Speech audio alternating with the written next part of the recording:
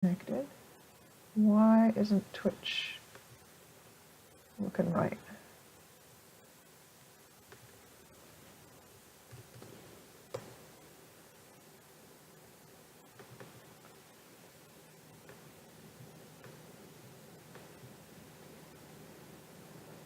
No, it says,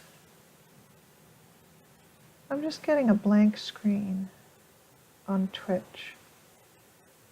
Is there anybody who can see me?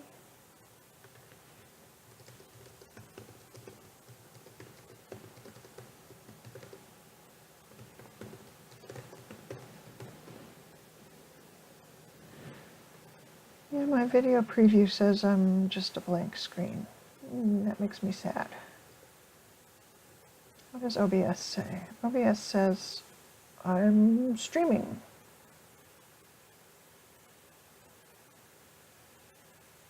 It also says my dropped frames are 55%. That seems bad.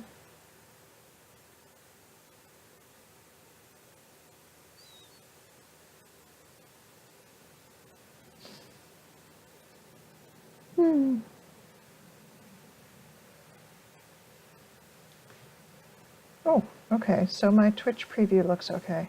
Okay, I'm going to assume that I'm broadcasting, but it looks to me like my signal's going up and down. Right now it says excellent, but there are some bad spots on that graph. Okay, I'm going to try continuing. Hopefully you guys can still see me. What did I get to? Oh, so I was telling you about the second ideal design paper has some links in it in the supplemental info. There's a graph in there of how long your helixes should be based on how long your sheets are and which loops you choose. So again, I chose the green, blue, blue, and the green, blue, red loops. And based on that, if my sheets are 7 long, then a helix would be either 14 or 15. And this helix is covering 7 residues of length in the sheets, and it just has to go next door in terms of covering the width. So I chose the shorter length, which is 14. For this next helix, it's also covering 7 residues of sheet. The sheet length it's covering is 7, but it has to cross over 2 sheets in the middle to get to its destination. So for that one, I chose 15, which is the longer length of the 2 that are recommended. For the third one, I'm covering 7, but I'm only going next door, so I chose the shorter length, which is 14. If these 14s don't work out well, I could bump them up to 15 when I'm doing the design. And for this last one, remember this sheet is shorter than its neighbor, and this sheet is shorter than its neighbor. So this last helix is only covering 5 residues of sheet. That is, the length of sheet that it has to cover is only 5. And for that, 11 is the most common length, given the loops that I chose. If you choose different loops, you may need different lengths. One thing I like about these particular loops, the green, blue, blue, and the green, blue, red, is that they allow the helixes to be somewhat shorter than they might otherwise be. Now, you may not want to plan out your stuff. You certainly don't have to draw an ugly diagram like mine. You can, in theory, discover all of this information just by working with the puzzle in Foldit. But I like to plan things out, and I like to read about things, so that's just my approach. Okay, let's finally open the game. I'm starting from an extended chain. Greg says I'm on again. Great, thank you. Okay, so this is an extended chain. Right now it's 95 residues long. Oh, let's see, I didn't quite finish talking about my ugly sketch. I added up the helixes, they came to 54. My total residues are going to be 111, and 54 is less than half of that total. So that should work out okay. Again, I said I could lengthen these 14s if I wanted to, or if I have trouble with the 11, I could bump it up to 14. 12 is not a good number, but 14 is a good number for that. But I have to be careful that this doesn't go over 50% of that total. Okay, I'm going to start with 7 of sheet, then my ideal loop, 14 of helix, another ideal loop, and 6 of sheet. I always first change everything to sheet. So I Control A to select everything. LJ is the hotkey combination for making everything a sheet, and then 5 is the hotkey for ideal SS. So I do ideal SS sheet shape on the whole protein when I start, then I don't have to remember to do it later. That's just easier for me. Okay, I said I was going to start with 7, and let's open up the blueprint tool. Set that down here. Okay, 7. Oh, I can just look in here. There's numbers. So that is residue 8. I'm gonna, let's see, when I highlight here, so I thought I would work in rainbow view, but it's hard for me to see what's highlighted. So I'm giving up on rainbow already. I'm gonna go to my usual, which is hydro. Yeah, that makes it really easy to see what's highlighted. Okay, so I'm going to change this guy to loop just to mark it for myself. That's going to be the first residue in my ideal loop. And let's see, there's going to be 3 of loop, I said. All my loops are going to be 3, and then I'm going to have 14 of helix. So let me curl up that helix. Let's see, 8. I think that's 14. LK turns it to helix, and 5 is ideal SS. And while I have it highlighted, I'm just going to mutate it to all leucine. I leave my sheets on isoleucine. I change all my helixes to leucine, because helixes don't really like isoleucine, or vice versa. Okay, and then my loop's going to go right there. So this is going to be a sheet to helix loop. Let me pull up that list. I've got 3 choices, and I said I was going to use my favorite, which is green, blue, blue. Okay, and then for the loops, isoleucine doesn't like to be green, so I want to change this before I wiggle anything. I'm going to make it a glycine. And inward facing on this loop, I almost always end up with alanine, so I'm just going to put that into start. And aspartate is a very common one for the 3rd residue of this loop. In that second ideal design paper, again, the first author is Lin. Lin and Koga are the first 2 authors. They tell you for each of the ideal loops, not all the ones that are enfolded, but some of the ones that are enfolded, they have a graph showing you what are the most common amino acids for those loops. So I like to use those as well as the lengths. Okay, then I'm going to have 3 more residues of loop after the helix. Let me just, well, if I could work my keyboard. Okay, that one's going to be loop, and this is going to be a helix to sheet loop. Pull that up. Several choices here. I'm going to use one of my favorites, which is green, blue, red. My other favorite is green, blue. But with green, blue, your helixes need to be a little longer, because see how the helix is longer than the sheet there? With the green, blue, red, they end pretty close together in length, so you can have a shorter helix. Okay, green, blue, red, I'm going to drop it on the loops here. And I'm going to change the green to glycine. On this one too, the inward facing, see how this one faces in between the helix and the loop? That one's going to be a hidden side chain in the final protein, so I want it to be orange, and I usually end up with alanine on that one, and aspartate for the 3rd one as well. So I use the same side chains, GAD, for both the green, blue, blue and the green, blue, red loop. And again, I like to put those amino acids in before I do any wiggling. So I put them in now so I don't forget. Obviously, I have a problem with forgetting because I have all these things that I do so that I don't forget. Okay, so these sheets are crossing right now. I'm going to go ahead and uncross them, I think. Okay, so to do that, I'm going to use the Rossmann map. because it lets me move things just a little bit from the ideal loop shape. Okay, I'm going to use that middle amino acid. I don't know which way I need to move it. I'm going to grab its dot here in the Rama map and just see which way it works. That doesn't seem any better. That's worse. This is getting better. I'm trying to uncross those sheets. So this is getting better, but I'm going pretty far to the side in the blue area of the map.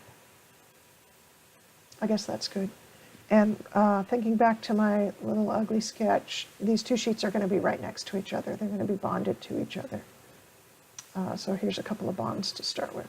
So that worked out well. Let me see if I can turn this so it's facing the same way as the diagram. So that's kind of how it looks in the... No, I think that's upside down. Let me try that again. Okay, this is how it looks in the diagram. The first sheet goes up, the helix comes down, and the second sheet goes up to the right of it. Okay. And I said the second sheet was going to be 6 residues long. It's going to be a little shorter than its neighbor. So its loop is going to start here and be 3 residues long, and then I'm going to have another helix. And I said this helix was going to be 15 because it's just got further to travel.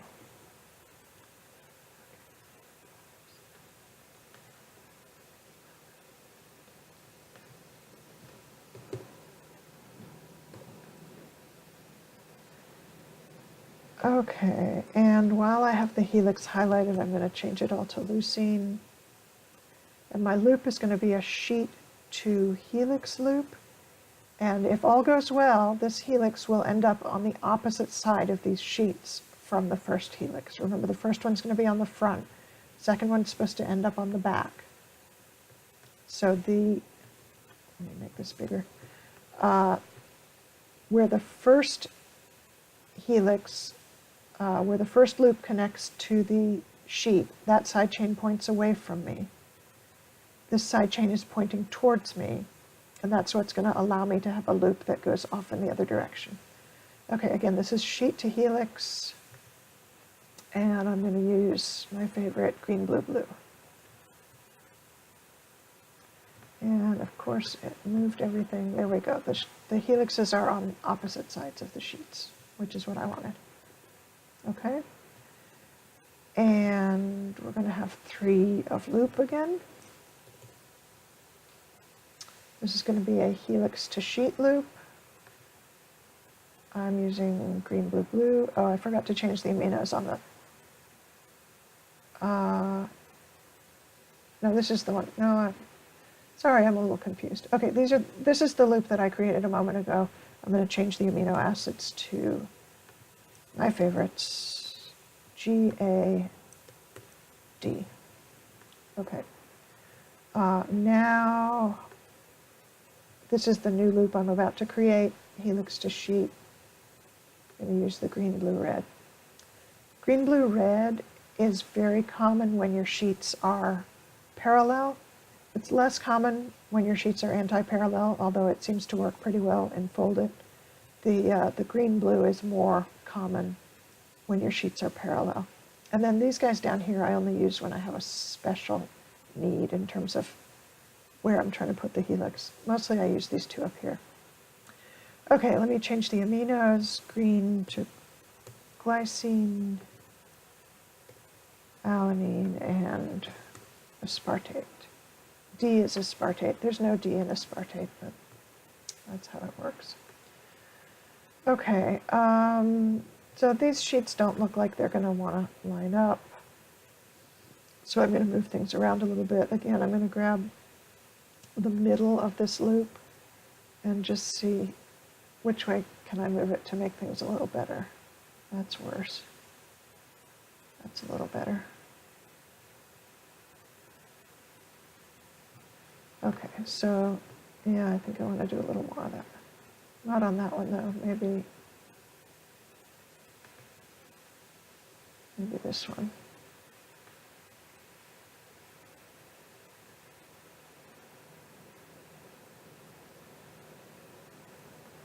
Not doing quite what I want.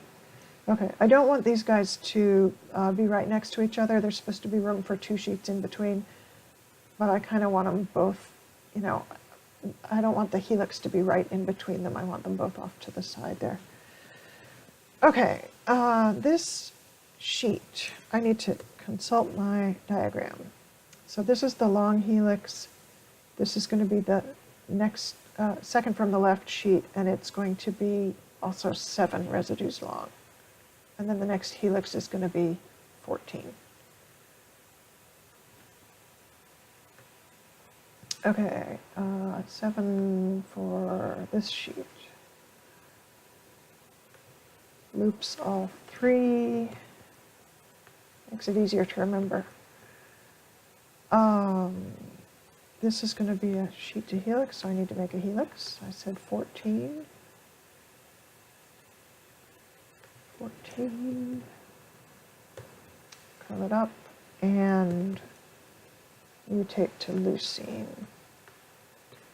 Okay, this helix is also going to be on the back where this one is.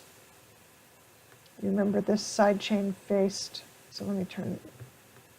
So right now the front of the whole thing is on the left, the back is on the right. So this one, the side chain faced left, which is front. This one that I'm about to do, again, the side chain faces left, so the helix is going to face right. The loop is going to turn right. Okay, this is a sheet to helix. Green, blue, blue, my fave. And hooray, the helix ended up on the right, which is the back. Okay. Next loop is 3. So this is essentially speed folding, because I kind of planned out everything in advance. I'm not having to wrestle with anything yet, like, oh no, this sheet is too long. So that, you know, this is just one approach. It's perfectly fine to take the wait and see approach and, you know, wrestle with the problems as they come up. Okay, let's see, I want to change these amino acids. GAD.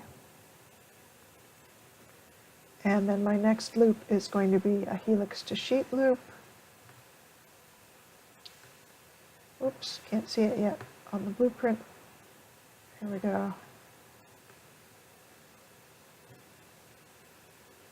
Okay, and that puts the helix, you know, vaguely in the plane, not the helix, the sheet. It puts the sheet vaguely in the plane of sheets that I'm working on. And it is on the right side of this one, but they are crossing. I don't want that. You remember I had that problem before. Last time I made a helix that was 14 residues long, you remember I ended up with the sheets clashing because I used the same ideal loops. And I think the way I addressed that was I'm moving this guy to the right.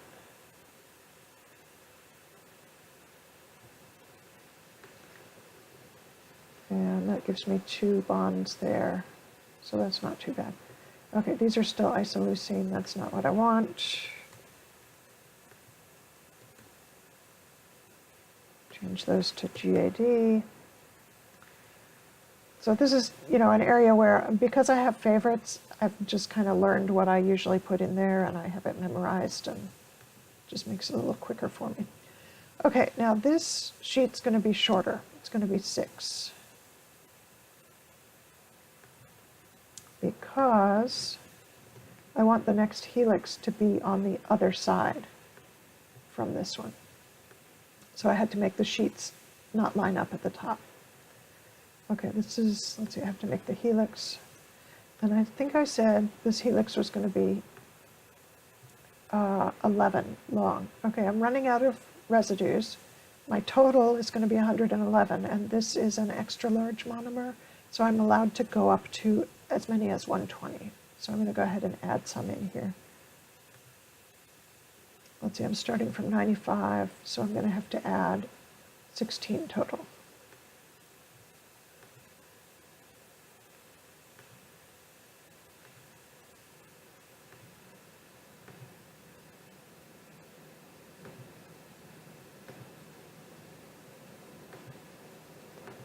That's 15 and one more makes 16. Okay.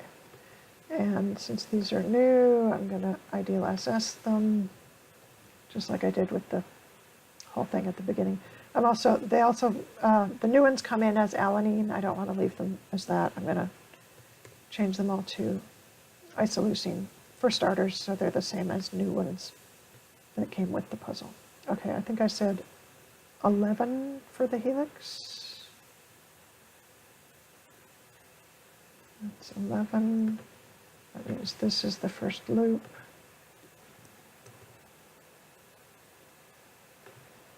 This is the helix. Whoops. Curl it up and change to leucine. Okay, this loop, again, we want this helix to fall away from that helix on the other side. And this side chain is pointing, the side chain's pointing left because I want the helix to fall on the right. Okay, this is thirsty work.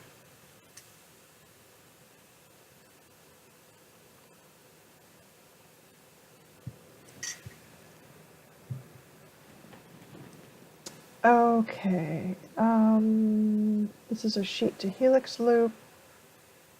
Where is it? Right here. Green, blue, blue.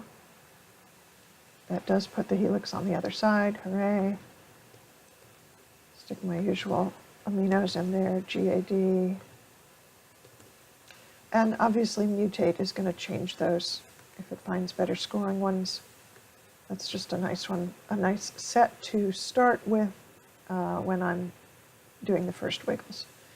Okay, this helix is kind of leaning into the space in the middle that I want my sheets to be in, so I'm going to try and rotate him out a little bit. I'm going to use this up here as my axis and try to rotate this helix a little bit counterclockwise, like the hand of a clock, counterclockwise. Okay. And it's just trial and error. There we go. That looks pretty good. Okay. And then my final loop is going to be a helix to sheet loop.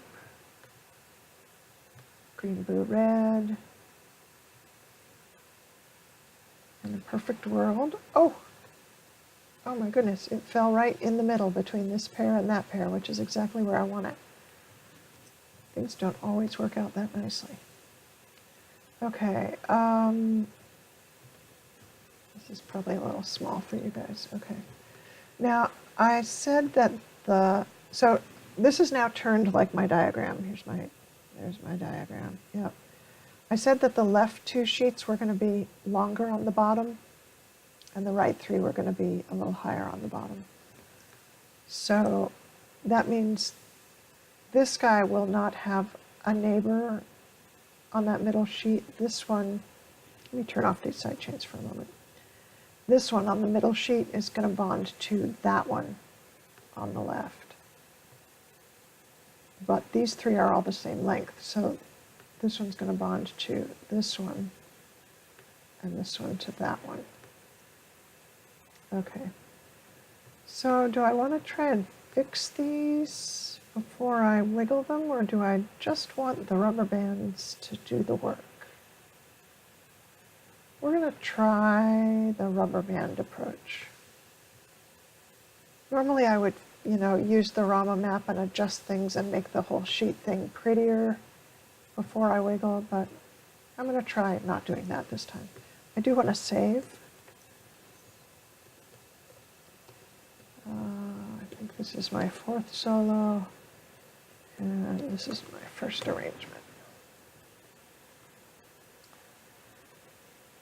Okay, that's pretty slow.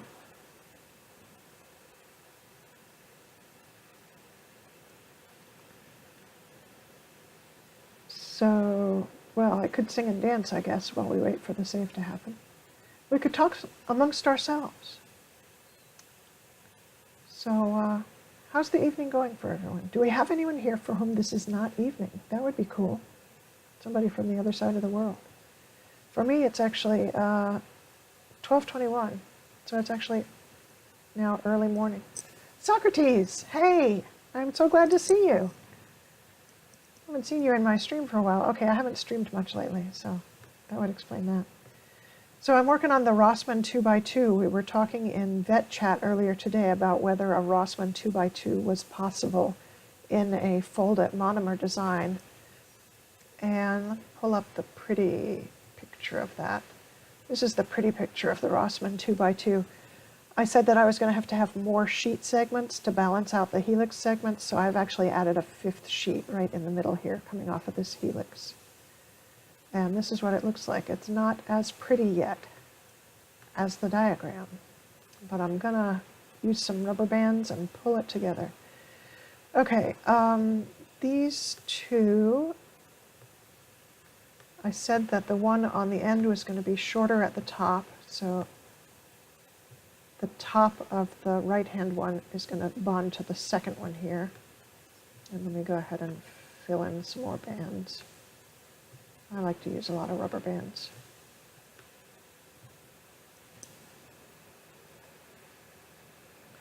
Wouldn't it be nice if you could use the arrow keys for fine-grained control of the Rama map?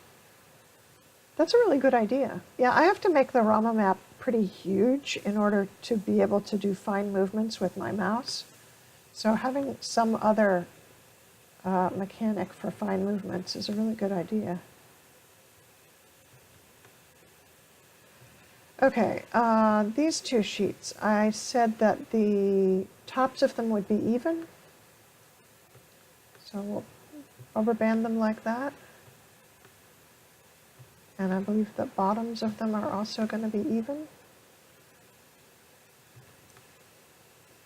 Okay, those rubber bands look pretty ugly, but I think they're right. Okay, over here,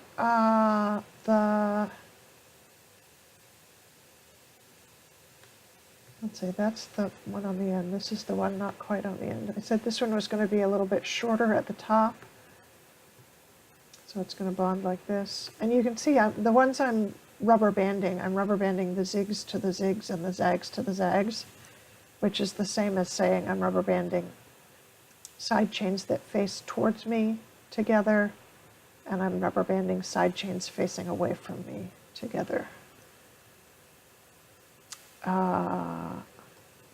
And I'm ending up with different lengths at the top and bottom because of the way that I wanted the ideal loops to turn.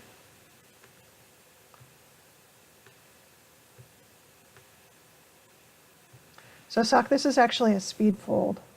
I don't have a timer running, but I had everything planned out in advance, and I'm just throwing it together.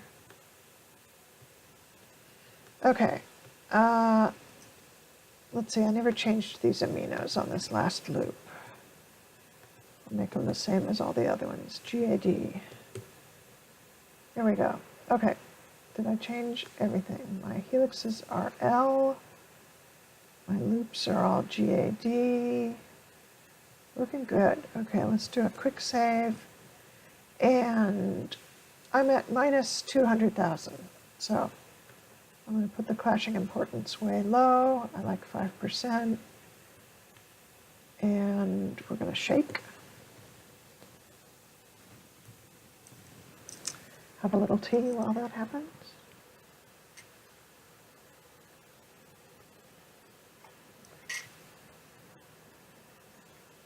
Sock says, yeah, I'd totally be down to make that myself in the controls.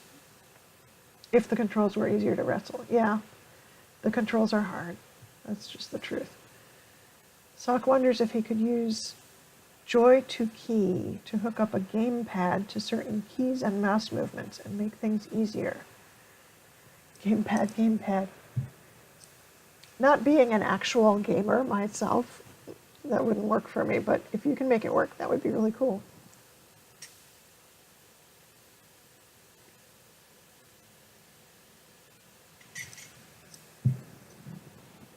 I'm a gamer only insofar as I play Fold-It. Okay, that's enough shaking. And now we're at minus 100,000. That's pretty cool. We're going to keep the clashing importance really low, and we'll just see if this thing pulls together. We'll see if we get some nice hydrogen bonds between the sheets. Here goes the wiggle. I should have set recent best before I did that. Oh well, it'll be good. Now, one downside of the loops that I like the best, the green, blue, blue, and the green, blue, red, is that in these odd length sheets, you end up with 4 facing away from the helix and 3 facing towards the helix. So if your helixes are all on one side of the sheet, you end up with kind of more than half the sheet things are exposed on the outside, and so you can run into a core filter problem. But since I've got helixes on both sides of the sheet here, I don't think I'm going to have trouble with the core filter. I hope. Fingers crossed. Knock wood. My wood that I can knock. I don't know why this is on my desk. A block from my son's set of blocks. My sons are a little old to play with blocks, but for some reason there's one on my desk.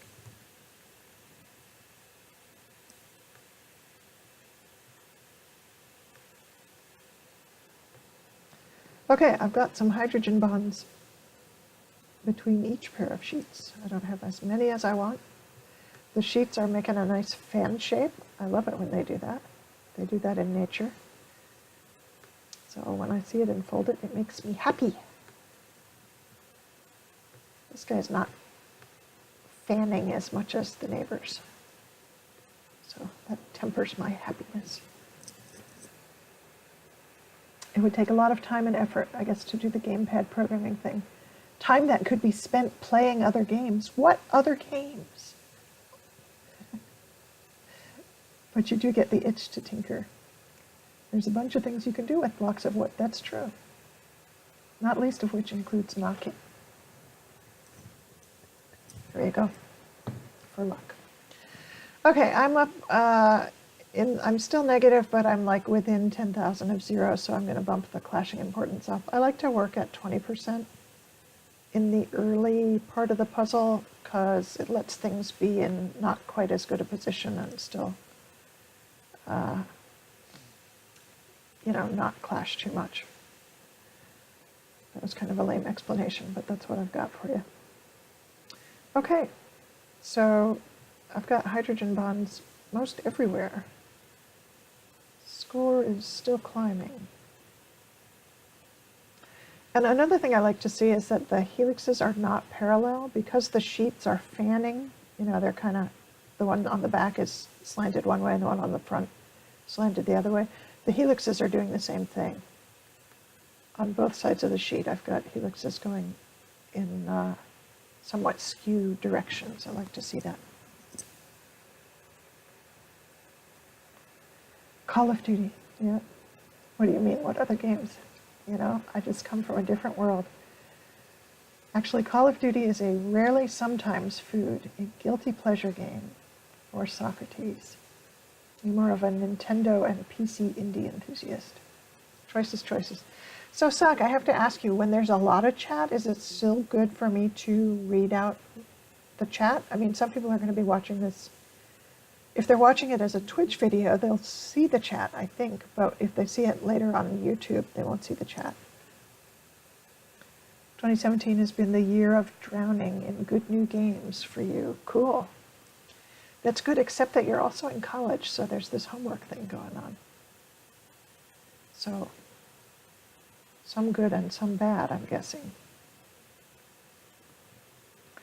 Speaking of homework, it's 12:30 at night, and my oldest, who is a senior in high school, is still up. And last time I checked, his homework was not done. He's 18, so I try to let him make his own choices. Sleep is often not high on his list. Okay, when am I going to stop this wiggle? I'm kind of bored waiting for it, but it's still moving a lot. The score is. This is a slow puzzle because it's so big. I could have turned off some of the filters, I guess. So how do my filters look, by the way? Core existence filter, I have the bonus. That means I already have enough hidden side chains. Secondary structure is okay because I made sure not to have more than half of my residues be helix. And residue count, I've got a big penalty because I'm 16 over, but that's okay. I knew that would happen. And ideal loops, look at that. No penalty on the ideal loops. Well, I've still got the constraints on, so yeah, that's normal. Okay. These rectangles, some people don't know this, are constraints that try to hold those residues in the ideal loop shape, and they also limit the degree to which your protein can move freely, so they limit your score, so it's good to get rid of them at some point. The awesome folders who have told me what they do with them get rid of them really early, like maybe even before they wiggle their first wiggle. I usually do it a little later than that, but I try not to do it lots later. Okay, I'm really tired of waiting for this wiggle, so that's enough. And recent best 6,700. Save that. And that was my first wiggle. Oh, you know what I forgot to do? Usually I freeze the helixes and sheets before the first wiggle. I forgot to do that this time. Oh well. They seem to have survived. They don't look, the sheets don't look bent out of shape badly. So normally I would like freeze this guy, except I would unfreeze the end ones that are adjacent to the loops. And I do the same with the sheets. And then do my first wiggle, and then my second wiggle, I would unfreeze everything. But oh well, that's okay. Okay, this is as far as I usually go in my streams. How long have I been doing this, by the way? Where's my Twitch thing? I don't know what time I started. Looks like I'm at 37 minutes. I think that's what that number down there means.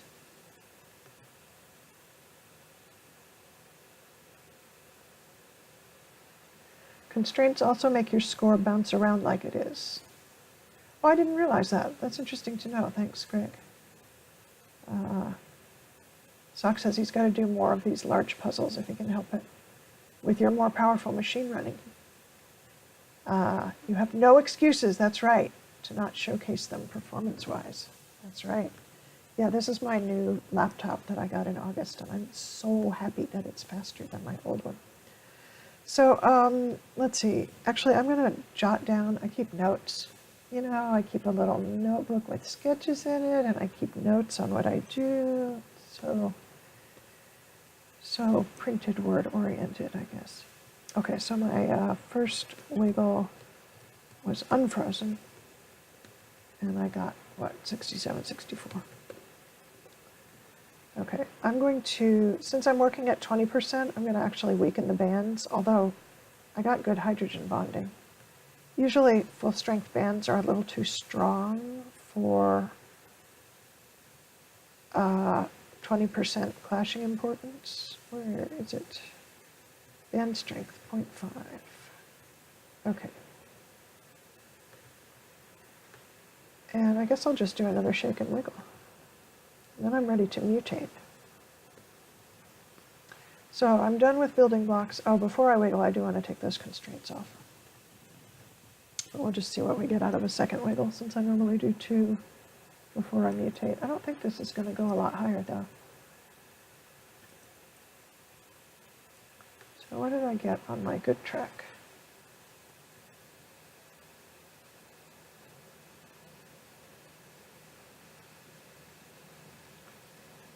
Interesting. So before I mutated my good track, I only had 5,800, so I'm well ahead of that already on this one. I don't mean to say this is a bad track, but I just mean I have one that's scoring better than the others. My second and third tracks are kind of experimental. The third, okay, is a failed experiment.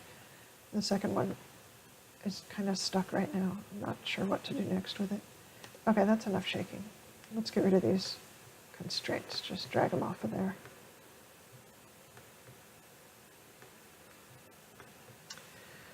So my conclusion is, yes, the Rossmann 2x2 fold can be done in Fold It. And let's just wiggle again.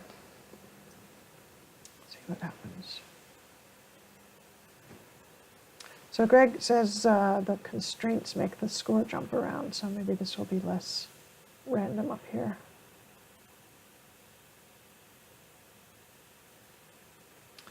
I think I'm done with Rama Map too. I think I'm done with Blueprint. Cool.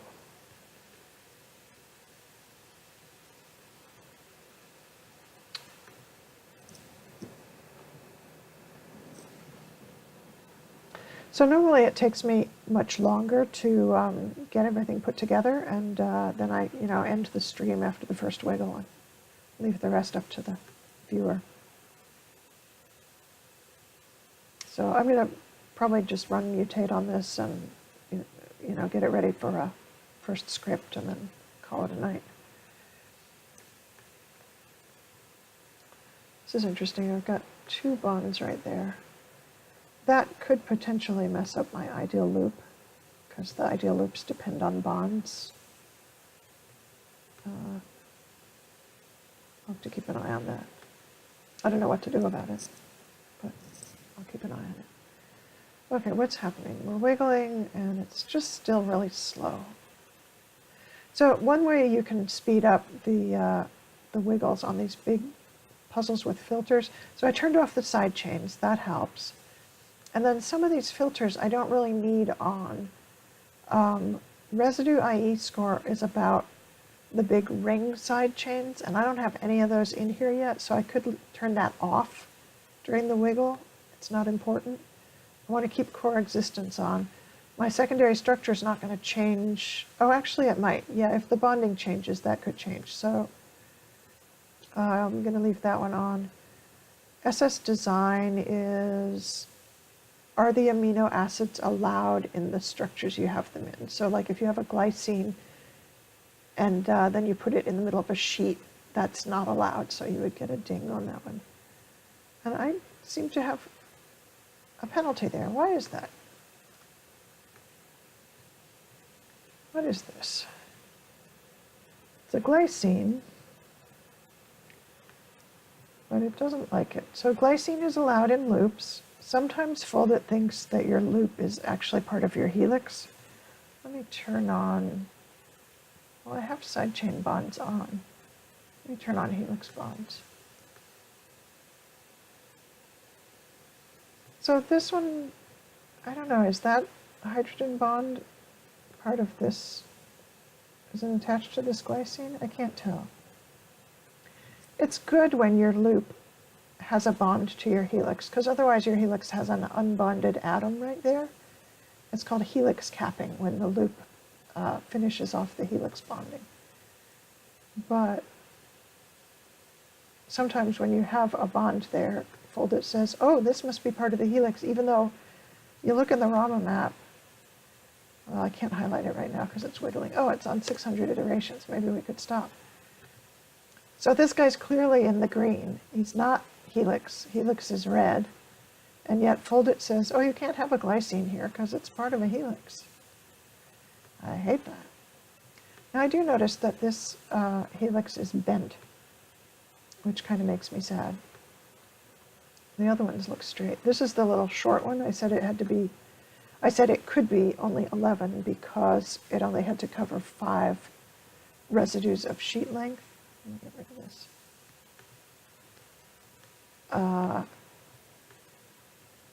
But it's kind of bent.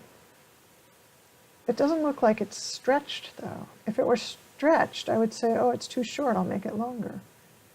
It's not really stretched, it's just bent. So I'm going to rubber band it to help it stay straight. So to band a helix, you band each residue to the one that's 3 away and the one that's 4 away. And it ends up looking like the lacing on a drum, like a little drummer boy drum. Oops.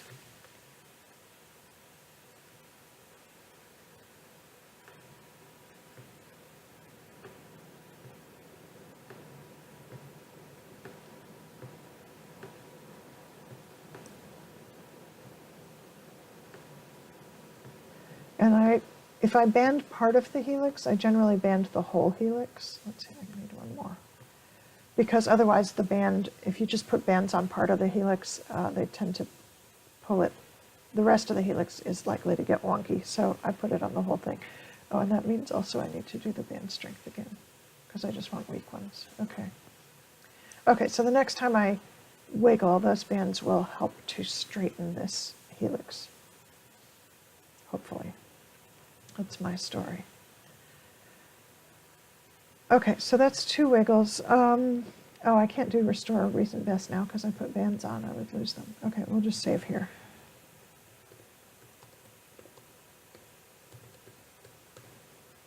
Second wiggle. Put that in my little notes. And I took the constraints off. I have to put that in my notes because otherwise I forget.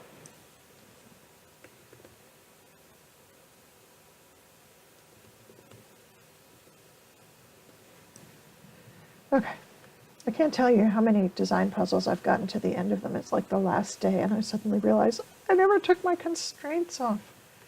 That's why I'm scoring so badly. Okay, I think it's time to mutate. So I do my first mutate at 20% because why not? I usually do like a low clashing importance wiggle. That means it's allowed to put in side chains even if they're crowded. And then I do a shake and wiggle. I think I said wiggle a minute ago. I meant mutate. And then I do a high clashing importance mutate and a shake and wiggle. And then I do an even lower one, like 5%, shake and wiggle. And then I go back. By that time, I'm working at usually 50%. So let me think. I do low, high, low. No, then I do another high one, like 85% or higher, and a shake and wiggle. But my shake and wiggles are all at 50%. And then I run my first script at 50%. Get this out of the way. Am I going to record a follow-up stream or video after script refinements? Foldit has stopped working. I'm going to cry. Why is that happening? I'm used to the aflatoxin crashing. I'm not used to the design puzzle crashing. There, you can admire my ugly diagram while I restart the game. So am I going to do a follow-up? That's a good question. This puzzle ends tomorrow at like my supper time, so I don't think I'm even going to have time to run a full complement of scripts on it, although I could keep running them after the puzzle ends. I'll give that some thought. I don't always get to pick when I stream. A lot of times it depends on what my kids are doing. Oh. Yeah, maybe I'm going to hold off on that. This is taking a long time to start. Okay, extra large monomer design. No, I can't put it up there. Come on, fold it. So yeah, when it's evening and the kids need homework help, I don't get to stream, or when they need to practice their piano, which is in the same room, don't get to stream, or, you know, it goes like that. Okay, where is my current thing? Track 4. And that's why we freeze our secondary structures. Yeah, because my helix got bent in those first wiggles. There's got to be a script that automates the random low-high shake wiggle mutate process you described. It would be easy to write a script that would automate it. However, I don't really want it automated because after each of the mutates, I mess with the side chains by hand. I check that there are no hidden blue ones. If there are, I take them out. I check that the edge sheets have at least 2 oranges in them. So this crashed during the mutate. I can tell because it's only a little bit mutated. Okay, so I was working at 20%. I'm going to continue running that mutate. So I do handwork in between the mutates and the shake wiggles, so I don't want to automate it. But yes, it would be easy to write a script that would automate that. What am I doing? I'm going to do a quick save and then more mutate.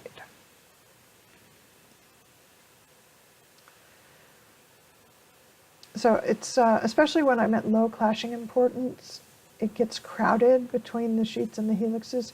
These particular loops, because they're 3 long, they do give a nice amount of space. When you use the loops that are only 2 long, then your helixes end up closer to your sheets and it gets crowded. So these loops give us some space, but at low clashing importance, it still gets crowded in there because when I wiggled it, it allowed the sheets and helixes to be closer together than they normally would be. And when it gets crowded, Foldit sticks serines in there, even though it's hidden, because serine is the smallest side chain that it's allowed to put on a sheet or helix. Actually, they're not allowed on the helixes in Foldit. Obviously, in nature they are. So it puts serines on the sheets, even in the middle of the protein where they're hidden, if it feels like it's too crowded in there. So I take those out. And on these inward-facing residues of the loops, I like to keep those orange. So if Foldit puts blue ones there, then I change them back, things like that. I'm getting a bunch of tyrosine, whatever that is, on the edge here. Sometimes it puts, like tyrosine has a bondable atom on the tip, and the one with 2 rings, the tryptophan, has a bondable atom on it, and sometimes Foldit puts those in the middle of the protein, and the bondable atoms are hidden, which is bad unless they're bonded to something. So I take those out. So yeah, I have a lot of disagreements with, well, maybe not a lot, several disagreements with Foldit about what should go where, and that's why I do hand fixing of the mutate before I shake and wiggle it. This one I think is going to work out well. I think I'm going to end up with a good selection of side chains. It used to be that alanines had a huge negative reference score, which is one of the subscores that goes into the score for the whole the whole amino acid. And so Foldit wouldn't ever put them in anywhere. And so if it was crowded and it wanted something small, it would put a serine. And in these loops, if a bigger orange wouldn't fit, it would put just some blue sticking out to the side, which, you know, is certainly technically possible, but the most common amino acids in these particular loops, the green, blue, blue, and the green, blue, red, the ideal loops that I chose, the most common middle side chain is an orange one. So I used to put the alanines in by hand every time. Now Foldit, the scientists decided they wanted more alanines in the loops, and they improved the reference score on them. What is it now? It's minus 3.9 now. It used to be like minus, I don't know, 10, minus 15 maybe. It was terrible. But now they do get chosen a lot for these inward-facing ones on the loops. Okay, how much have we done? 3 iterations. I'll let it go just a little longer. It's kind of taking a long time. So here we go. Here's a blue one that's kind of hidden. Oh, it's not completely hidden. Its bondable atom is exposed to water, so that might be okay. But I'm sure it chose that because it's small. It's a threonine. I might put an orange there for now and later let it put a blue if it wants. My edge strands of my sheets are staying mostly orange, which makes me really happy. If you have an edge strand that doesn't have at least 1 orange in it, and preferably at least 2, then it won't actually form a sheet. It won't bother to bond to its neighbor. It'll just flop around and be a loop. So they actually won't, if you've got an edge strand that's all blue side chains, they won't even bother to run that protein through Rosetta. They'll just discard it. Let's see. Sock wonders if mods could ever be a thing for Foldit. Modding culture for other games would tackle problems like those you're describing if the developers never did. I don't think they're ever going to let us do that because they're concerned that if they let players modify the game, the players will modify it in a way to take advantage of the scoring engine in ways that might not be scientifically valid. They're worried that the scientific accuracy will be decreased by letting players mess with the game. So I don't think they're ever going to go for that. Okay, I'm on my 4th iteration. That's enough. I'm tired of waiting. Even with my faster laptop, I get tired of waiting. Okay, so that was 20%. I'm going to go ahead up to 50% for my shake and wiggle. I'm going to hide the side chains. Oh, actually, I'm going to first just check them. Okay, the edge strands have oranges. That's good. The inward-facing segments of the loops all have oranges. That's good. And I don't have any hidden bondable atoms. I did say this guy I was going to maybe change to orange. I have a little script that'll just try the oranges on it and pick the best one. Probably end up as a valine. Valine is a little bit bigger than threonine. So if it's crowded, it prefers the threonine. Okay, good enough. Let's shake and wiggle. So turn off the side chains, and I'm going to turn off some filters. Let's see. I do have ring side chains now, so I want to keep residue IE on, keep core on, turn off secondary structure, turn off SS design, although I had a penalty there before. If that can change during the wiggle, I want to keep it on. I don't need this one on. And I'm going to keep that one on. Okay. Shake.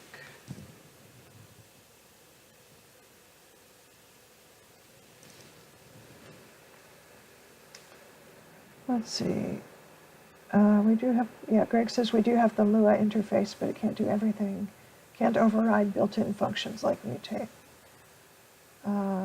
Sock says, yeah, modding opens the floodgates for better or worse. And Greg says some of the code is proprietary also. So, proprietary. Given that they're not a company, I'm trying to wrap my head around that.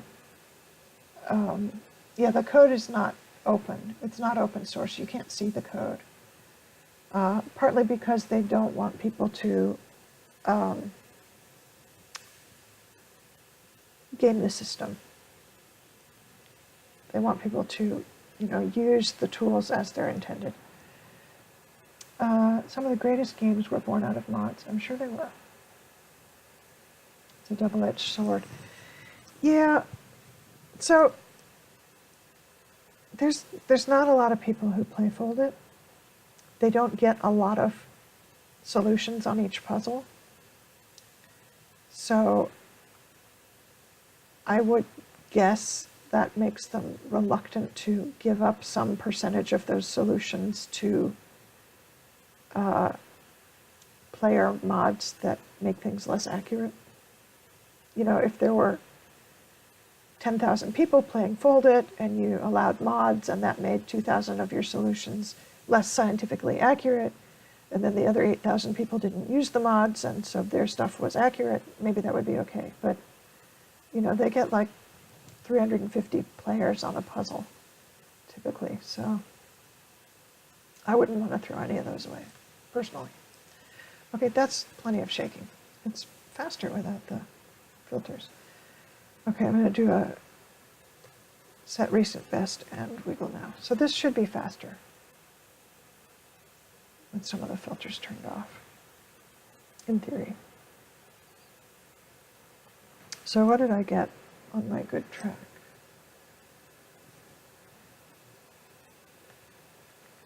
After the first mutate and wiggle, I had 9,700. So we'll see if this beats that. So it'll be kind of a dilemma for me. If this turns out to be better than my best track, then I'm going to really want to run all the scripts that I can. There's only 17 hours left in the puzzle. So, but if it works out, I can do this fold again on the next extra large monomer.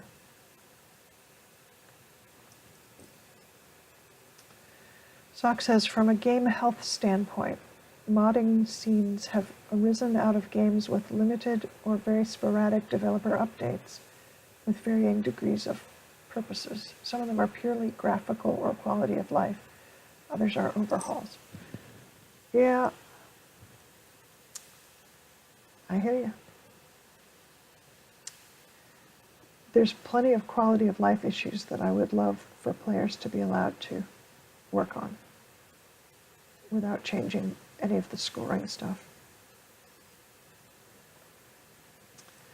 I'm hoping that some of Seth Cooper's graduate students at Northeastern will work on some of the quality of life stuff. We're seeing the first of it already. I think Josh put it in, the allowing rubber bands to go to strength 10 in the slider. So you don't have to use a script to set them to higher than strength 1.5. That's currently in the developer preview edition of Fold It, which is the one I'm running. Okay, I think that's maybe enough wiggling. Yeah, I think it is. So let me pull up the slider on this guy. Change band strength. So it goes up to 10 now. It used to stop at 1.5. So that's a quality of life issue that's been addressed. Hooray. People have been asking for that as long as I've been playing, which is a long time. And now it's in there. Okay, I need to turn my filters on to see what my score really is. Toggle conditions. Oh, they're not called filters anymore, they're called conditions. Okay, 99.69. So that's, yeah, 200 points better than my best track was at this point. Astonishing. So what did I do? Mutate at 0.2. I did one fix and wiggled at 0.5 and I got 99.69. Okay, so that was a low CI mutate. I'm going to do a high CI mutate. I don't know if mutate would run faster if I turned off some of the filters. I have no idea. I guess there's only one way to find out. I don't do restore recent best after the mutate, so I really don't need any of the filters on. Don't need any. Okay, let me pull that and then undo. That red line's the score because of the filters being off. You have to actually do something in order for the red line to kick in. Okay, so now this is my recent best if I set it, although I don't think I'm going to use it. I've got my CI and I'm ready to mutate. So let's see if mutate runs faster now with all the filters off.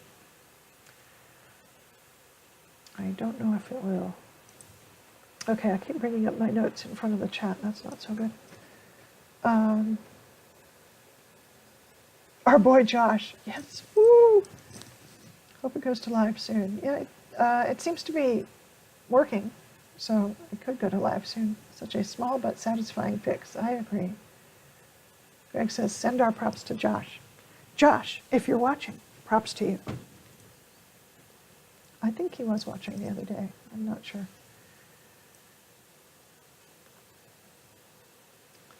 Right now, there are 3 of us in here, so it's you 2 and me.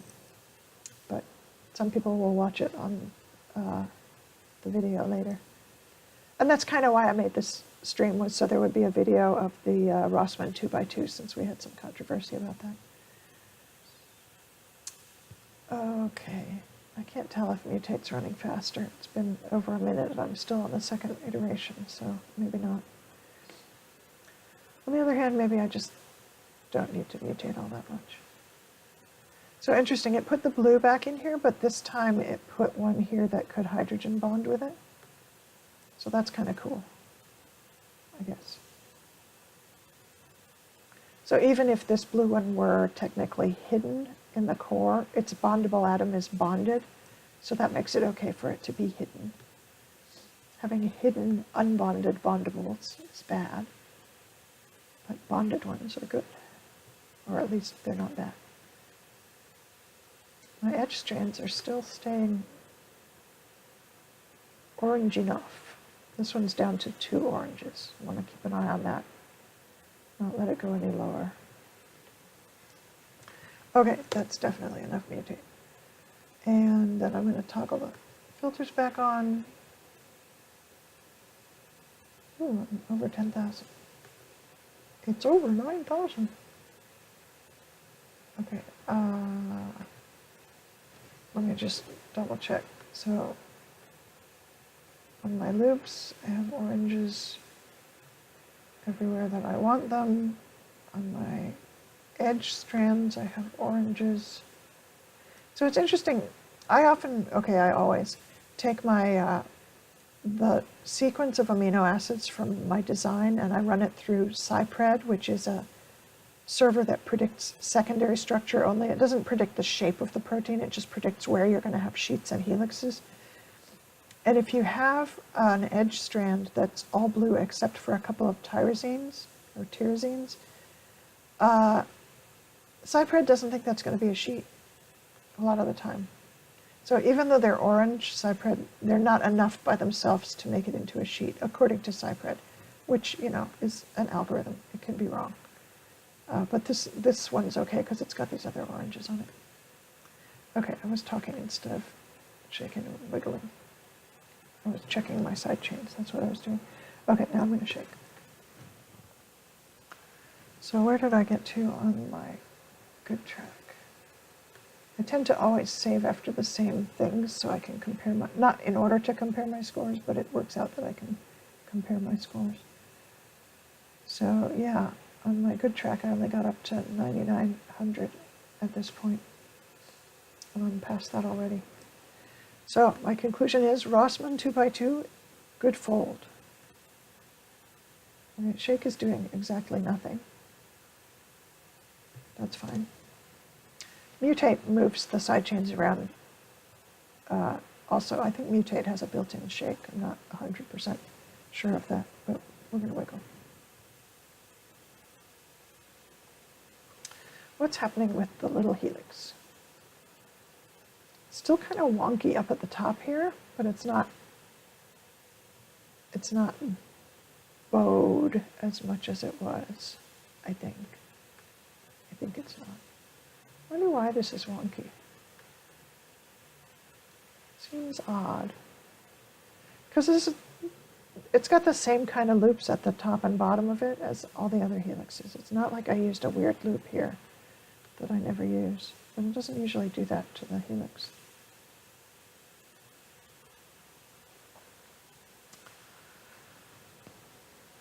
Oh, you know what?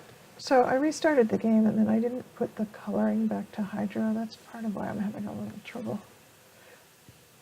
seeing, yeah, if the hidden stuff is orange, because only the side chains were orange. How are we doing? We're up at 16 iterations already, but we're still moving. The score's still moving a little bit.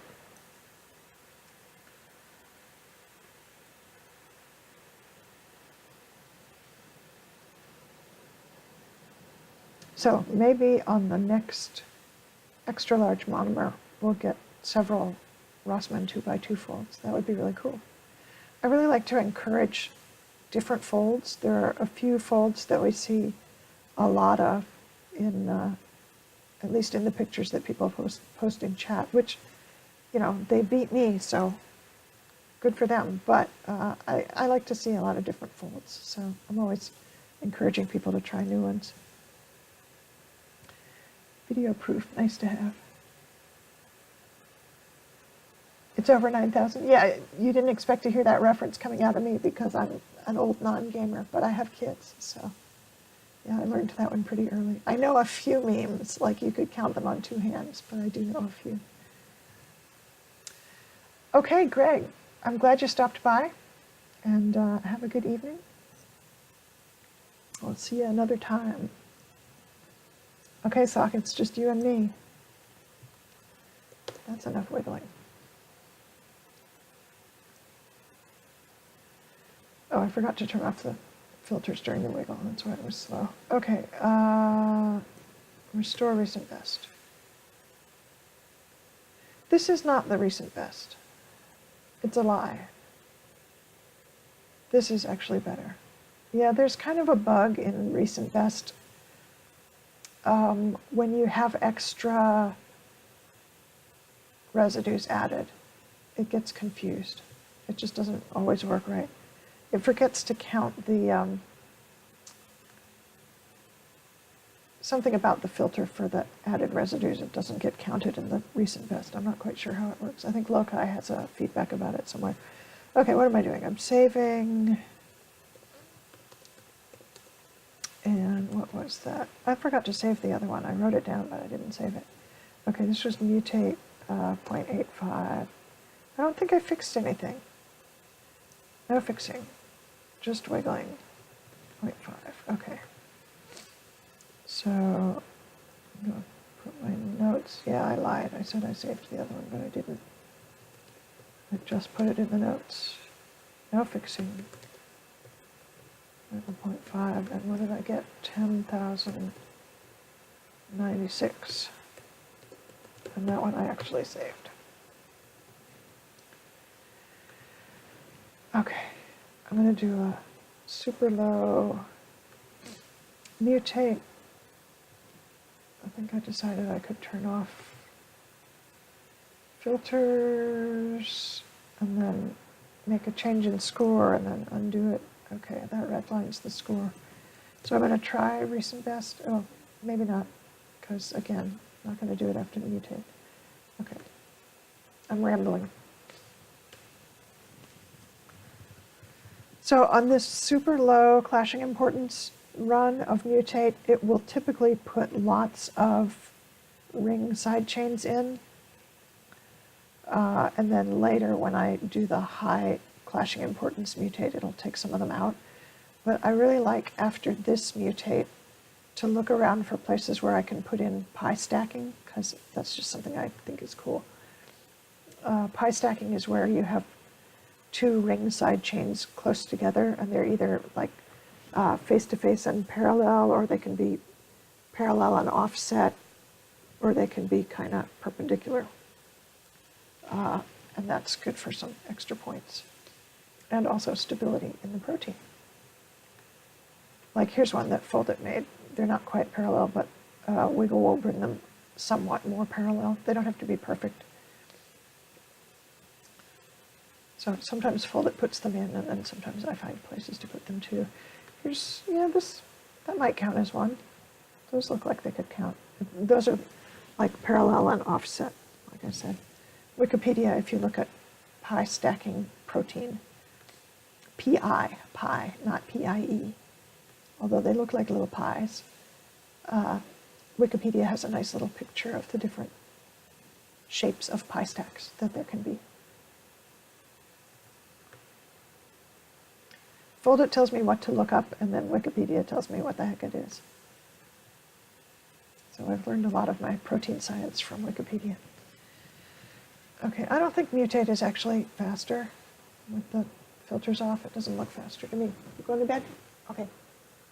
Is that a note for me? You want to just hand it to me? Thank you. I'm waiting for something to happen in the game. Yes, I will. Love you. Good night.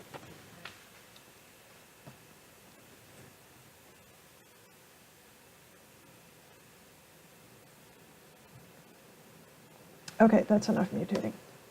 Getting kind of impatient here. Okay, turn the filters back on. Oh, I could leave them off because I'm going to shake and wiggle.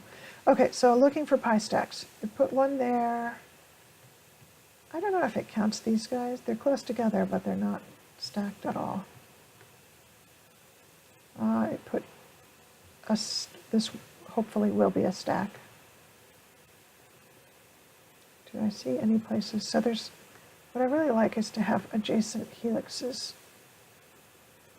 stack. Let me try one here.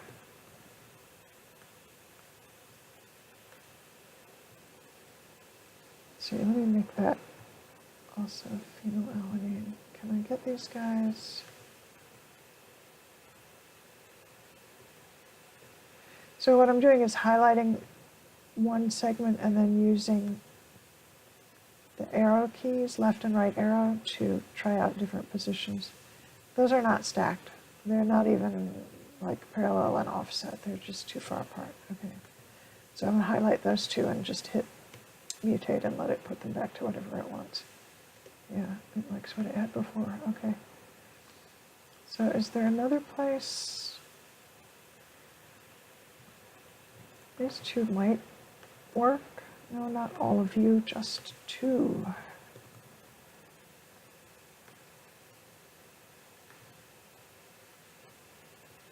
So those are, okay, let me go back one. Those are perpendicular. That technically counts as a pi stack. But those are pretty close to parallel. I kind of like those. They're a little far apart, but Wiggle could fix that. I'm going to leave those in for now. And look at the other pair of helixes. So to get pi stacks on helixes, oh wow, these guys are really, really offset from each other. To get pi stacks on a pair of helixes like this, you have to have two side chains that are pretty, like if you think of this as vertical along the axis of the helix, you have to have two side chains that are pretty closely matched vertically. They can be both a little bit on the front side or a little bit on the back side, but they need to be pretty close vertically in order to form a pi stack. These guys, this guy's a little, okay, I'm not living in perpendicular space here. Here we go. So this guy's a little higher than this guy, but not a lot higher. That's why I thought they might work. These guys up here, like this guy's pointing too much away from that one, and this guy's too low. So up here is not a good place for a pi stack. Okay, what am I doing? Shaking and wiggling with maybe filters. What if I just turn all the filters off? I don't want to do that during the wiggle. I could do it during the shake. Let's try it. Okay, change the score to make a red line, undo the change, and shake. Okay, I'm sorry, I covered up the chat again because of my notes. The memes check out. Sock says, I'd like to try new folds, to be honest. Yeah, try it, go for it. But I get too lazy and the controls and such start to grind on me. Okay, I hear you.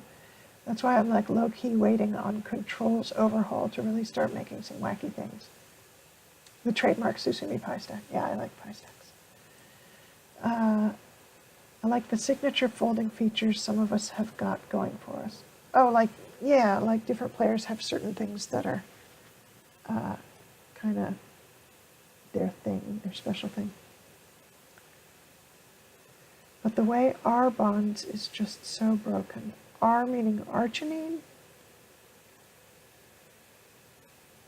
The way R bonds is so broken. Tell me more. I'm not sure what you mean by that. Oh, I missed one of your things. I know I've used way too much arginine for my aflatoxin solutions. Oh, I see. Yeah, because you can get multiple hydrogen bonds off multiple bondable atoms of arginine. But you say it's broken. I assumed that it was scientifically accurate. I thought what I was seeing on screen was like really what it would do. Do you think it's not? Okay, that's plenty of shaking. Let's stop that.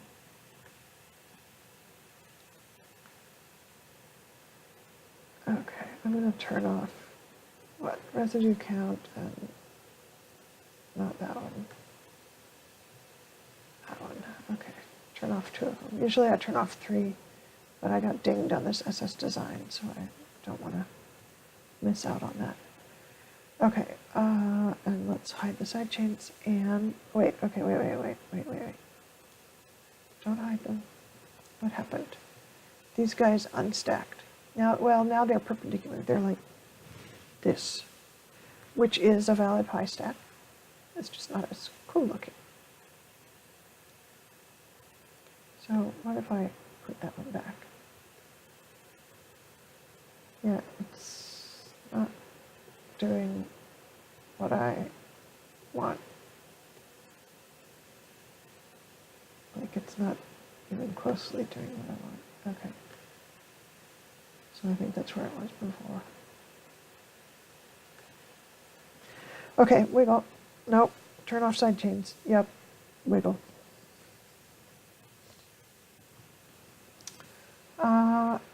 You have no opinion on the scientific accuracy. You're just really amused that it's long enough and has the right geometry for all sorts of good stuff. Agreed. Although it's got 3 bondable atoms on it, it's hard to get all 3 bonded. It's kind of easy to get 2 of them bonded. Hence why I say it's broken, since if you saw the same thing turn up in another game again and again, like arginine, you would think the balance team was sleeping on the job. Yeah, I'll buy that. It's OP. R is OP. So in the aflatoxin puzzles, we're trying to reach the aflatoxin with side chains. So long ones are good. And we're trying to make lots of hydrogen bonds. So something that bonds multiple times is good. So for the aflatoxin, arginine ends up getting used a lot. But in other puzzles, I don't notice that it's overpowered. Well, okay. Yeah, on the outsides of sheets, it's also kind of overpowered. It bonds with the glutamates. The glutamates have that reference bonus that makes us have so many of them on the outsides of our sheets. And then wherever there's a glutamate, an arginine can bond with it, and so they pop up a lot. Arginine doesn't have a reference bonus, not a big one anyway. But yeah, we end up with a lot of them on the outsides of our sheets. But BKEP says that's a good thing, so who am I to argue? Not that that ever stopped me before. Okay, filters are on, and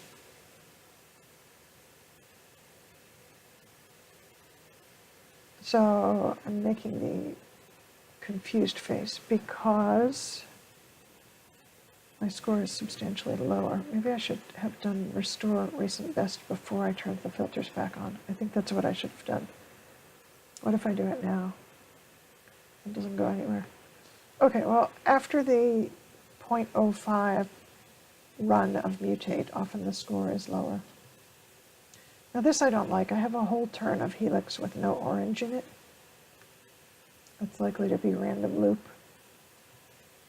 in a real protein. So I want one of those to go back to orange. But I think, let's see, I'm supposed to save this 1457. This is track S4.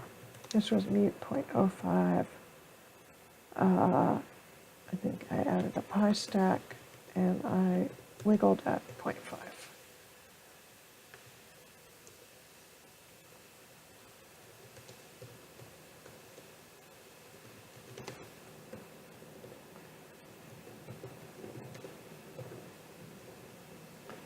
So yeah, my opinions are mixed about arginine being overpowered. Okay, and then finally the high CI mutate run. And then I'll be ready for scripts. So I will end the stream. Oh dear. How long is this stream? I still don't know what time I started. Oh, it's 1:20, and I said earlier that it was 12:30, so I've been going like an hour and a half, I think. I think it maybe says that on my Twitch page somewhere. Yep, hour and 24. Hopefully the dev team is a bit more reactive and diligent with patches moving forward. A SOC can hope. Yeah, so, I mean, there's multiple graduate students in Cooper's lab that are at least doing some of their work on Foldit. So I think that's very promising. I think that might more than double the number of developers on the project. I'm not sure. I don't know how many people in Washington are working on it. Okay, so I'm supposed to be mutating. I kind of lose track of what I'm doing with the protein when I'm talking. Hour and 24, close enough, yep.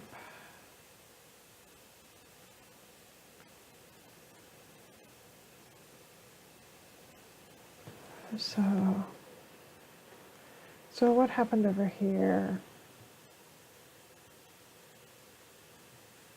It kept the pi stack that it made right there. So far it has kept it. It took out the one that I made. Fair enough. I didn't like it. Didn't score well, I guess. Would it be nice if... Oh, okay, blah. Look, it put a histidine in here to be part of the stack. So now I have a hidden blue with 2 bondable atoms that aren't bonded to anything. That's just wrong. I will be fixing that. Here's a blue. Why is that one blue? So this one, the blue bondable atom is exposed to the water. The red one is hidden, so that's just bad. Let me see what that comes up as in the core. So the core says that that's a blue, which is a surface residue. That's why it put a blue there. But I'm telling you that it's hidden.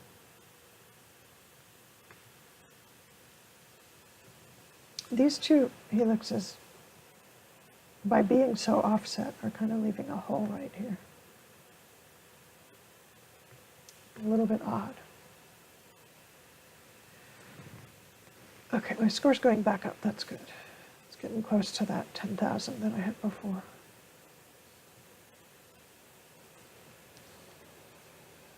Some of the changes that you'd ideally want, I feel like they'd need an entire game studio arm to implement. Yeah. Foldit's kind of small potatoes right now. And that studio arm would have to keep in close contact with the scientists too, so things wouldn't be bungled. Yep.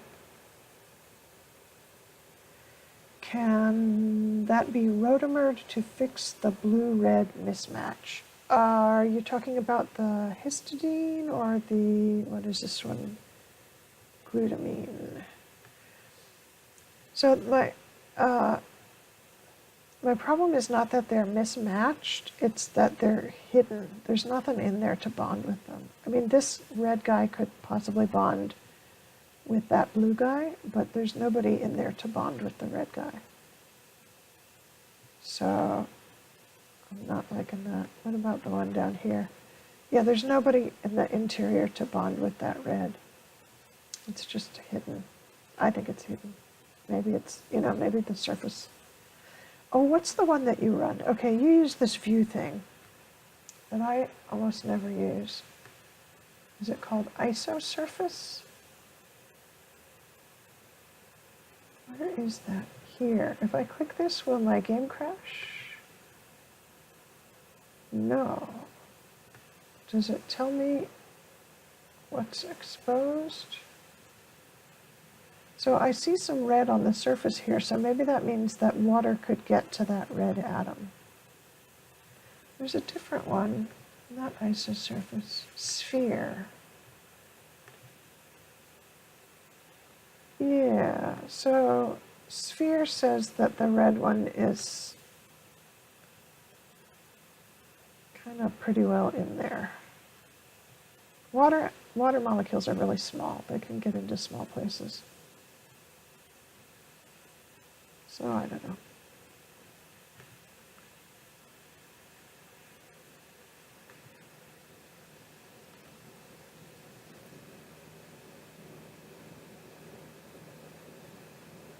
Glutamine, show isosurface.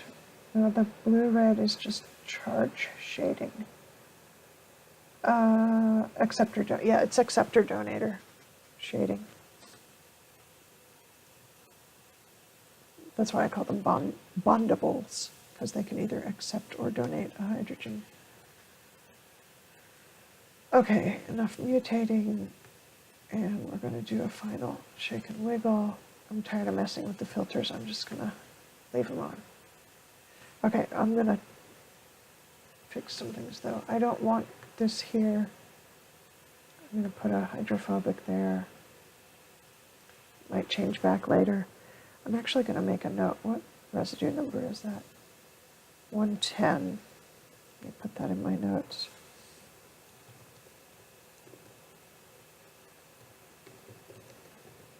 So I fixed 110. And where's the histidine? Fix this one.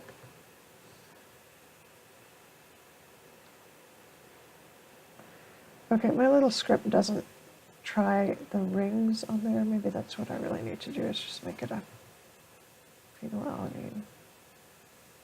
So which of those was better? Interesting. The methionine, prior to shaking and wiggling, scores better than the phenylalanine. I don't know why. Clashing maybe. But I'm going to put the phenylalanine in there. So when I run a script, I'm going to use Deep Remix Worst from Timo, but I have a modded version of it that I can mark certain side chains and say, don't make these blue. So that's what I'm going to do with this one. I'm going to mark it to not be made blue. So that's residue number 60. That's why I'm writing down which ones they are, so I don't forget. So it lets Foldit mutate all the ones around it, and then it manually, I mean, it's a script, so it's not completely manual, but it just manually tries different orange ones in that spot and keeps the best one as a separate step. Okay, is there anything else that I want to change? My loops look good. My edge strands look good. I've got this whole turn of helix with no orange, so I'm going to ask the core filter if one of those is better than the other to make orange. So neither one of them is orange in the core filter, so neither one of them is strictly in the core, but green is closer to being in the core than blue is. Green is borderline between core and surface. Blue is just surface, so I'm going to make this one orange. Because without there being an orange there, this part of the helix would be unlikely to form. It would just make a random loop. It's the attempt to hide the oranges that causes these structures, the sheets and helixes, to form. That's something I learned from BKEP, I'm pretty sure. We had a little conversation about it in the forum. Having said the whole spiel about the game studio changes, indie developers consisting of super small dev teams, sometimes literally individuals, can churn out some amazing stuff given time and resources. True. Minecraft is a living example. Minecraft Alpha and Beta. At least the recipe scene has the robustness of the modding culture. Yeah, it kind of does. It also has the cowboy aspect of the modding culture in that people make recipes and share them and like never put any comments to say what the things do. But yeah, there's some modding that goes on with the recipes. I should share mine, but it's not cleaned up, so. Okay, is that all I'm changing? I think that's all I'm changing. So what number was that? 13. So I want to protect that. My script is called Orange Guard because it guards the oranges. So I definitely want to guard that one. Okay, so how far did I get? I'm doing the manual fixes to the amino acids preparatory to shaking and wiggling. Just trying to keep my bearings here. Light shake. So for helixes, I like to have at least one orange in each turn. For sheets, I like to have at least 2 oranges in the sheet, and not just tyrosines. And then I like to get rid of blues that I consider to be hidden, even if Foldit says they're not. Like this one's clearly on the surface, even though it's kind of on the, kind of inside. So that's fine. Okay, that's enough shaking. Another thing so I think I'm going to leave all these bands on for now during the remix script, and then I'm going to get rid of a lot of them when I go to full clashing importance and start my bander scripts. Let's see, save recent best and wiggle. I like to leave the bands on during the remix, or if I do run you can't do a rebuild script on a monomer design puzzle, but if you run a rebuild script, I like to leave the bands on because the rebuilds and the remixes can move things far away from where I want them to be, and the bands just help bring them back. It's just something I do. Probably nobody else does that. Yeah.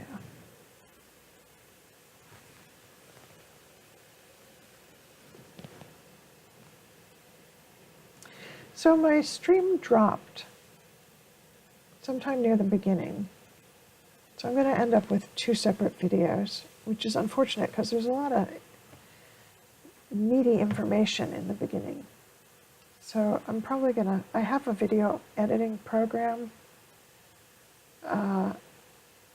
I'm just not super motivated to use it on Twitch stream videos, but I may, when I move it over to YouTube, I may edit those pieces back together. So I'm at like 9,800. Oh, core existence, lost point 75. That's why I'm not in the 10,000s anymore. My ideal loops are still good, but my core is not good. Well, that makes me sad. I wonder how that happened, because it was good before.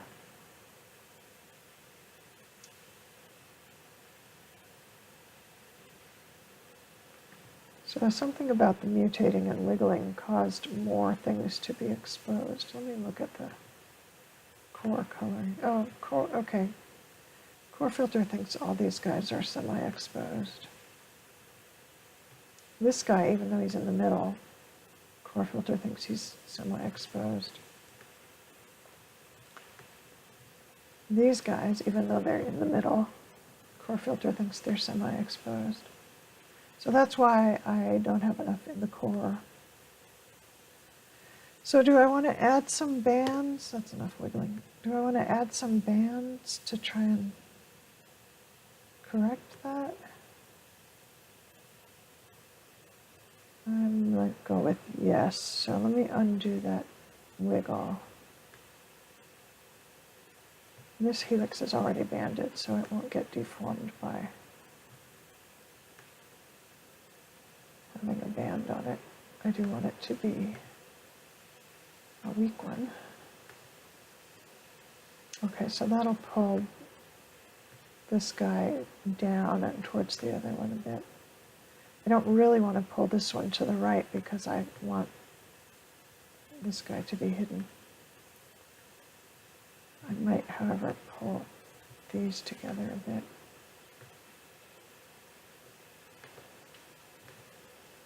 So I tend to kind of interfere with things like this, you know. I band things to make them go where I want instead of letting the score function decide where everything's going to go. Says this guy's semi-exposed. Not crazy about that. I don't know, remix might fix that. Okay, so I undid my wiggle and I added some bands, and I'm going to redo the wiggle with a new recent best.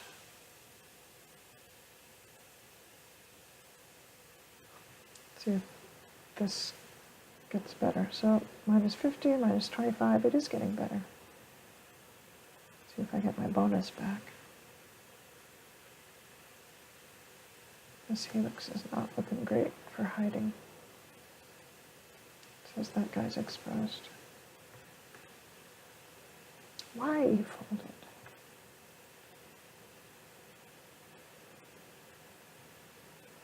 Ah, it's back to minus 75. No fair.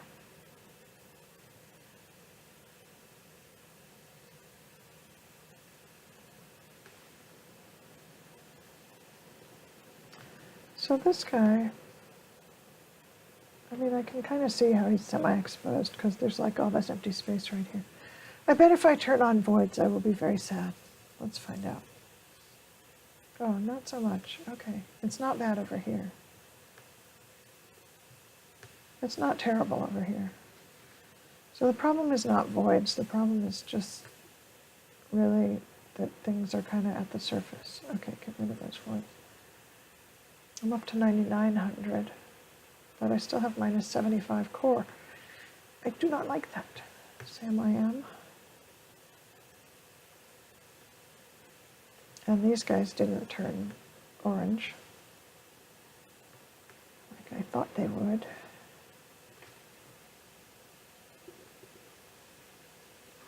Okay, that's enough of that. So my inclination is just go ahead and run the script and hope that it fixes the core problem.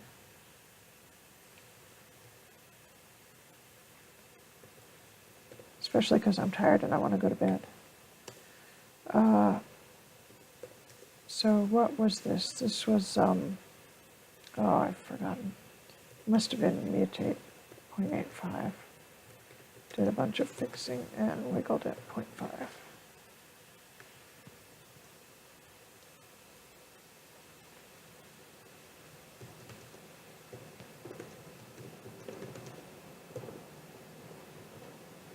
$99.10. So it's not as good as my high. My high was 10,096. So this is almost 200 lower than that. So sad. So I saved this and I have minus 75 on my core. Okay, let's turn off the core filter, and the ones that I fixed were 110, so I'm going to freeze that.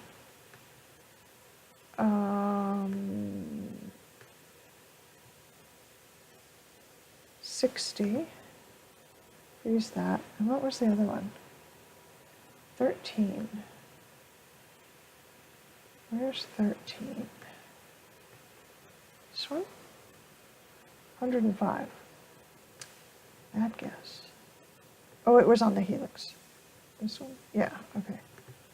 Okay, so I have marked the ones that I want to guard. Now that I'm like showing my script, I'm really going to have to clean it up and share it.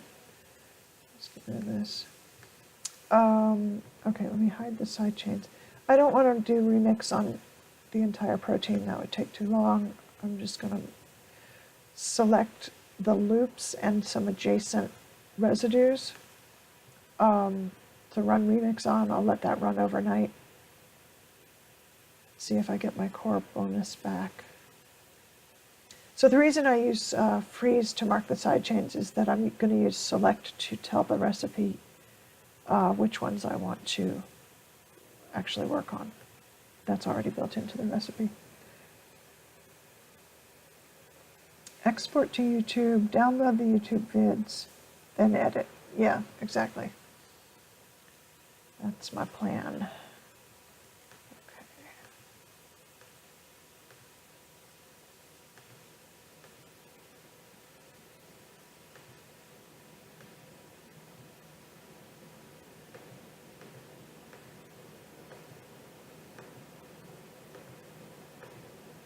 So I'm using Control-click to add to the selection. This is the thing that causes the most swearing on my part, is when I accidentally click in the wrong place and I lose everything that's selected and have to start over.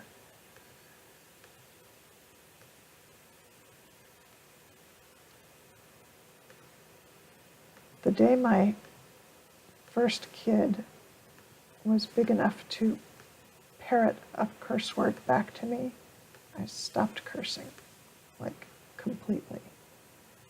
And then the day my youngest kid turned 13, I started again. Because you know what? He can control himself by that age. Okay, let's see, 3 on the helix.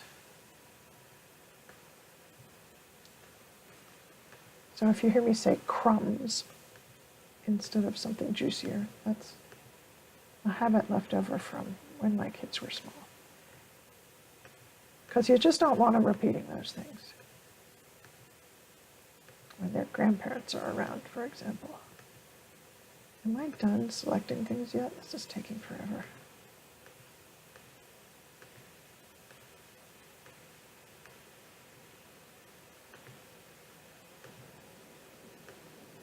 Okay, now I'm done. So I selected every loop and some segments on each side.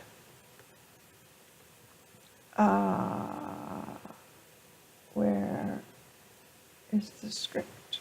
So it's Timo's Deep Remix, except I added the orange guard.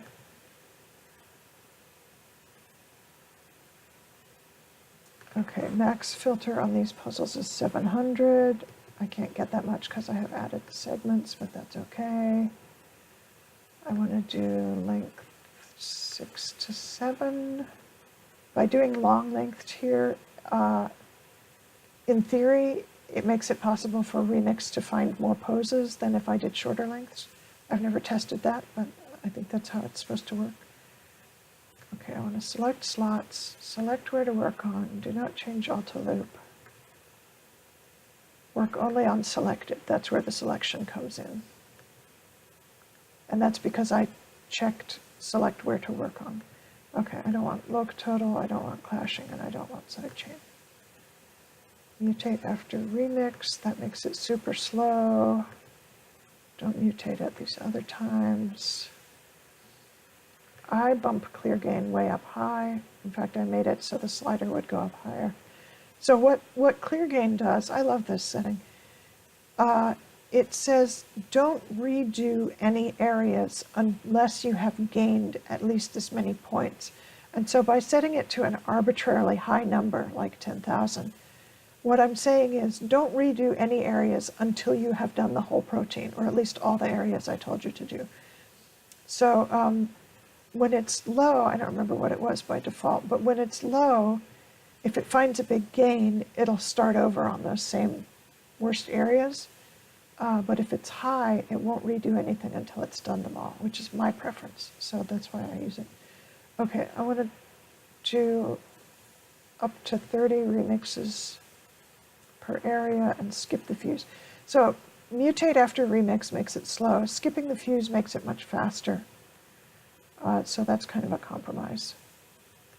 Okay, and okay. All right, I'm going to let that run overnight.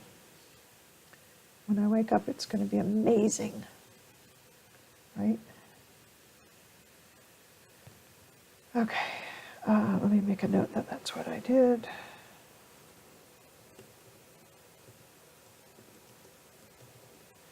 And the ones I guarded were the same ones I changed before, 110, 60, and 13.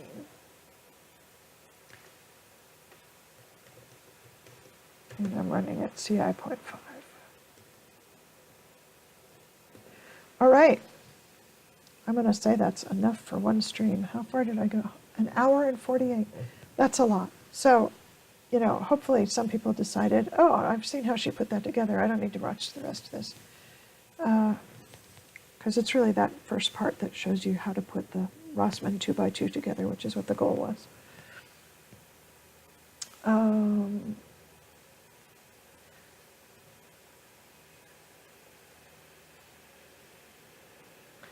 Yeah, by the time they're teenagers, they know what appropriate company for cursing is and isn't, like not at Grandmommy's house. Boy, do you wish those kinds of things were included in the recipe documentation. Yeah, like when there's 150 different things that you can set before you run the recipe, it's nice to know what they are. Makes you miss old video game instruction manuals. I'm glad you stopped by. It's nice having you here. I hope the video is helpful to some people. Hopeful? Helpful. See, I'm tired. Yeah, I'm going to call it a night. So thanks for stopping by. This is Susumi signing off from the Foldit stream. It always takes me a minute to figure out how to do that. Okay, bye-bye.